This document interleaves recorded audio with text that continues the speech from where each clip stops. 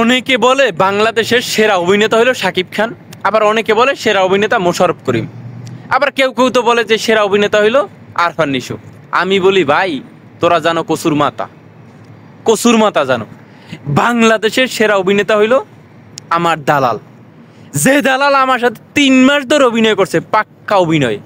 3 মাস ধরে এমন অভিনয় করছে যে আমি 1 সেকেন্ডের জন্য বুঝি নাই যে এই মালে আমার সাথে অভিনয় করছে।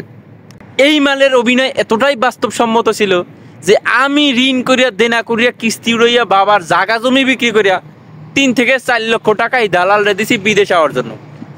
দালাল যখন মিষ্টি মিষ্টি কথা বলতো, প্রতিদিন সকাল সন্ধ্যা রোজ 3 বেলা নিয়ম করে ফোন দিত, ভাই খাইছেন কিনা, ঘুমাইছেন কিনা, হাঁকছেন কিনা, বাথরুম ঠিক মতো হয় কিনা, খোঁজ খবর যখন নিত আমি বলতাম যে ভাই রে ভাই, এমন করে তো আমার গার্লফ্রেন্ডেও ফোন দেয় না, গার্লফ্রেন্ডেও তো এত সুন্দর করে খোঁজ খবর নেয় না, নিশ্চয়ই এ মানুষ ভালো, আমার ভালোই চায়।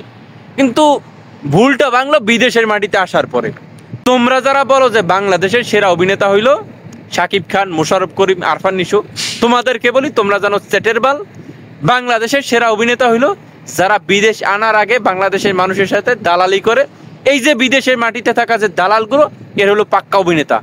আরে শাকিব খান তো বাস্তবে অভিনয় করে না।